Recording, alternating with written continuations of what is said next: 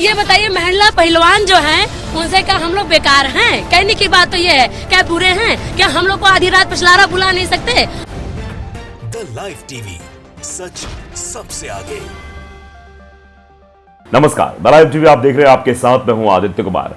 कहते हैं अंधभक्ति भी बहुत ही गिरी हुई चीज होती है, जिसमें आदमी इतना गिर जाता है उसको समझ ही नहीं आता कि वो क्या बोल रहा होता है। नेता के लिए, नेता के पक्ष में अपने नंबर बढ़वाने के लिए वो ऐसे ऐसे शब्दों का प्रयोग कर देता है, वो पूरी जाति पर, पूरे कौम पर, पूरे नस्ल पर सवाल खड़े कर देता है। दरअसल ये काम किया है एक महिला ने, एक पुरुष ने भी किया है। ब्रजभूषण शरण सिंह को आप जानते होंगे। ब्रजभूषण शरण सिंह पर यौन शोषण के आरोप लगे हैं, अभी तक गिरफ्तारी नहीं हो पा रही है। अनुराग ठाकुर की भी मीटिंग हो गई, 5 मांगे रखी गई, जिन मांगों में गिरफ्तारी सबसे अहम थी, लेकिन फिर ये पता चला कि ऐसा नहीं है। 15 तारीख तक अल्टीमेटम दिया गया है पहलवानों की तरफ से। रेफरी का बयान सामने आ जाता है। रेफरी भी ये कहते हैं कि हाँ, ब्रजभूषण शरण सिंह और उनके साथी शराब पीकर पहलवानों को गलत तरीके से टच करते थे।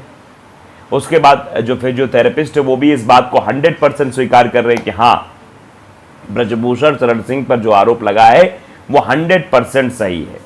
फिर भी उनके समर्थकों की भाषा आप सुनेंगे तो आपके होश फाख्ता हो जाएंगे, क्योंकि वो लोग जिस तरीके का इस्तेमाल कर रहे हैं, जिस तरीके के शब्दों का इस्तेमाल कर रहे हैं, उसको सुनकर ऐसा लगता है कि वाकई में नेतागिरी करने के बाद ब्रजभूषण शरण सिंह को भी ये लग रहा होगा कि ऐसे लोग हमारे साथ होने चाहिए, और सभी को लगे कि ऐसे लोग होने चाहिए। जब भी कुछ गलत होता है, ये हमारे पक्ष में कुछ भी बोलने को तैयार है। एक महिला कहती हैं कि वो जो पहला पहलवान है, जो आरोप लगा रही हैं, वो क्या हमसे ज़्यादा खूबसूरत है? अगर ब्रजभूषण शरण सिंह को बुलाना होता तो हमें बुलाते, उनको क्यों बुलाएंगे? हमारे ऊपर तो कोई पावर ऑफ अटॉर्नी भी नहीं काम करती, कोई दिक्कत ही नहीं है। सोचिए ज़रा कि एक शख्स जिस पर यौन शोषण का आरोप लगा है, उसके बारे में इस तरीके के शब्दों का इस्तेमाल किया जा रहा है कि वो अगर महिला प्रेमी होता तो ये होता, फलाना ढिमकाना होता, हमको बुलाते, हम लोग उनसे ज़्यादा खूबसूरत हैं, उनको क्यों बुलाएंगे? सब सोचिए ज़रा कि मतलब महिला होने के बावजूद भी इस तरीके के शब्दों का इस्तेमाल किया जा रहा उस महिला द्वारा। इसके ऊपर तो लोग थूक रहे हैं, सोशल मीडिया पर तरह तरह की बातें लोग कर रहे हैं। ज़रा उन महिला जी को आप सुन भी लीजिए, सुनिए। ये बताइए, महिला पहलवान जो हैं उनसे क्या हम लोग बेकार हैं? कहने की बात तो ये है, क्या बुरे हैं? क्या हम लोग को आधी रात पिछलारा बुला नहीं सकते? हमारे पास तो कोई पावर अटॉर्नी। सुन लिया आपने, इस महिला ने जो बोला है वो शर्मसार करने वाला है। एक महिला कम्युनिटी के बारे में इस तरीके की बातें की जा रही हैं। वो महिला पहलवान जिन्होंने अपना सब कुछ दांव पर लगा दिया है, अपना कैरियर, अपनी इज्जत, क्योंकि आमतौर पर आप भी जानते हैं कि कोई लड़की जिसके साथ गलत होता है वो अपनी इज्जत, इस तरीके की बातें मीडिया के सामने या सबके सामने नहीं बताना चाहती है। वो अपने, इनफैक्ट अपने घर में भी नहीं बताती। कई ऐसे मामले होते हैं जो मामले घर के अंदर ही 4 दीवारियों में दब कर रह जाते हैं, या उस लड़की के जहन के अंदर दब कर रह जाते हैं। इन मामलों को उजागर करने से उस लड़की को पता है कि उसके ऊपर क्या बीतेगी, उसके ऊपर क्या टिप्पणियाँ की जाएंगी, लेकिन फिर भी आप समझिए कितनी प्रताड़ना दी गई होगी उन महिला पहलवानों को कि वो सरकार के खिलाफ तक जा रही, ब्रजभूषण शरण सिंह की गिरफ्तारी की मांग कर रही, लेकिन गिरफ्तारी नहीं हो रही है। और ये महिला बता रही इस तरीके की बातें। एक महिला जो दूसरे महिला का दर्द ना समझ सके, जो अपने सांसद के लिए, अपने नेता के लिए इस हद तक गिर जाए, वो महिला हो सकती है क्या? ये बड़ा सवाल बना हुआ है।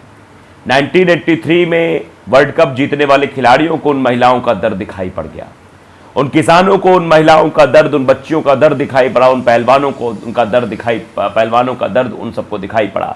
लेकिन ये महिला होने के बावजूद भी अपने आप को नेता कहती हैं, उनका समर्थक कहती हैं, और इस तरीके की बातें कर रही हैं। क्या ये महिला हैं? इनके महिला होने पर भी सवाल। और वहाँ एक पुरुष महाशय भी थे, वो कह रहे हैं अगर महिला प्रेमी होते तो एक से एक खूबसूरत महिलाएं उनको बुला लेते, उन पहलवानों क्यों बुला रहे थे? कौन सी उसमें खूबसूरत है? आप समझिए ज़रा किस तरीके की भाषा, किस तरीके की ओछी मानसिकता है लोगों की। ज़रा इस वीडियो के माध्यम से आप देखिए। प्रेमी होते, यौन शोषण करते होते तो महिला पहलवान, उनकी शकल देखिए पहले महिला पहलवानों की, यहाँ से एक एक सुंदरिया पड़ी हैं। महिला सांसद जी को क्या किसी की कमी है? देख लिया आपने।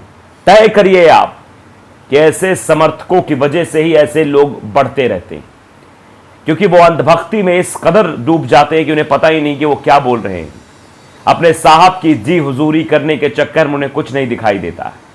आपने देखा होगा इसी तरीके से प्रधानमंत्री जी की अंधभक्ति में किस तरीके से लोग क्या क्या कह रहे थे कि प्रधानमंत्री जी तो अवतार है, भगवान विष्णु का अवतार है, योगी आदित्यनाथ बजरंगबली का अवतार है, लक्ष्मण का अवतार अमित शाह है। यह अंधभक्ति जो दिखाई दे रही है, इसी वजह से देश गर्त में जा रहा है, क्योंकि आपने उनको ऐसे पद पर पहुंचा दिया है जहां पर वो पहुंचने के बाद आपको कीड़े मकोड़े समझने लगे, कि आपने उनको भगवान का दर्जा दे दिया है। अंधभक्ति इतनी खतरनाक हो सकती है, यह हमने आज तक नहीं समझा था कि कोई महिला, हम पहलवान भी नहीं कहते, पहलवान तो देश का नाम रोशन करते हैं, मेडल जीत कर लाते हैं, हम सिर्फ महिला होने की बात कर रहे हैं। महिलाओं के साथ यौन शोषण हुआ और एक महिला ही इस तरीके से बात कर रही है, ब्रजभूषण को बचाने की कोशिश कर रही है। थू है ऐसे लोगों पर। सीधे तौर पर मैं कहना चाहता हूं, नेता महिला नहीं होना चाहिए, महिला नेता होना चाहिए। पहले आप महिला हैं, बाद में नेता हैं। ये सोचना चाहिए आपको कि महिलाओं के साथ अगर अन्याय होगा तो पहले एक अंदर की जो महिला है वो जागृत होगी, ना कि नेताजी की गुलामी करने वाली एक कार्यकर्ता जागृत होगी।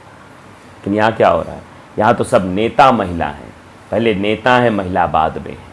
महिला पहले नहीं है, महिला नेता नहीं है। आप अंदाज़ा लगा सकते हैं, लिखेंगी महिला नेत्री, लेकिन महिला नहीं है ये नेता महिला है। नेत्री महिला लिखना चाहिए इन लोगों को। पहले नेतागिरी करेंगी, मीडिया में बयान देंगी, बयानबाजी करेंगी, महिलाओं पर सवाल उठाएंगी, अपने नेता को बड़ा बतलाएंगी और नेता के पास जाने का ऑफर भी दे देंगी कि नेताजी के यहाँ मैं चली जाती, मुझे बुला लेते। अब बताइए ज़रा, इस तरीके की भाषा का इस्तेमाल कौन कर सकता है?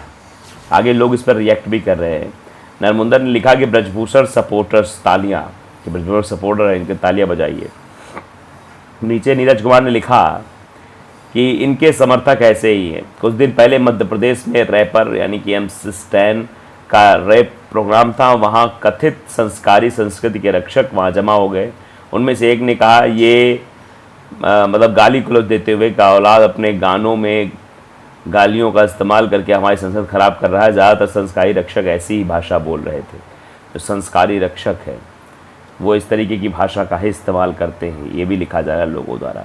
नीरज जी लिख रहे हैं। ऊपर से देखिए, देखो जगन मोहन भैरवा है, वो लिखते हैं कि ब्रजभूषण द्वारा महिला 500 रुपये के हिसाब से बुलाकर जुटाई गई भीड़ बलात्कारियों के समर्थन में। इस तरीके से किया जा रहा तो लोग लिख भी रहे हैं। ये तो उससे भी 100 कदम आगे निकले, और जब ऐसे समर्थक हो तो क्या हो सकता है? कम से कम हार तो नहीं सकता ब्रजभूषण, उल्टा ये हो सकता है कि पहले से ज़्यादा ही वोट पा जाए। जब तक इस देश में ऐसे अंधभक्त और बिना दिमाग के समर्थक हैं, तब तक कुछ नहीं हो सकता है। रिपोर्टर भी थोड़ा सा पूछ सकता था कि ऐसी मानसिकता क्यों है, पर पूछने की हिम्मत कौन करे? ये भी सीधे पे कहा जा रहा है कि भैया पूछने तक की हिम्मत लोगों में नहीं। तो इनको देखकर लोग यही कह रहे हैं कि भैया ऐसी मानसिकता के लोग जिन्होंने देश को बर्बाद करने की ठान ली है, जो महिला होकर भी महिला के दर्द को नहीं समझ पा रही, जो इस तरीके से टिप्पणियाँ कर रही, इस तरीके से बातें कर रही हैं, इससे बहुत बड़े सवाल खड़े हो रहे हैं कि आखिरकार क्या वजह है, क्या बातें हैं। कितना पैसा दिया ब्रजभूषण ने, क्या लॉलीपॉप दे दिया ब्रजभूषण ने कि ब्रजभूषण के लिए आप एक महिला होना भूल गई। आप उन महिलाओं के दर्द को भूल गई जिन्हें घसीटा गया, जिनके कपड़े फाड़े गए, जिनके साथ गलत काम हुआ, फिर भी वो अपनी आवाज़ उठा रही हैं, तो उनको उनकी आवाज़ को दबाने की कोशिश हो रही है। उनको न्याय दिलाने की जगह आप इस तरीके की टिप्पणी कर रही हैं, तो सवाल तो पूछा जाना लाजमी है। द लाइव टीवी को अगर आपने सब्सक्राइब नहीं किया ज़रूर करिए, बेल आइकन दबाइए ताकि सच खबर आप तक पहुँचती रहे। नमस्कार। द लाइव टीवी, सच सबसे आगे।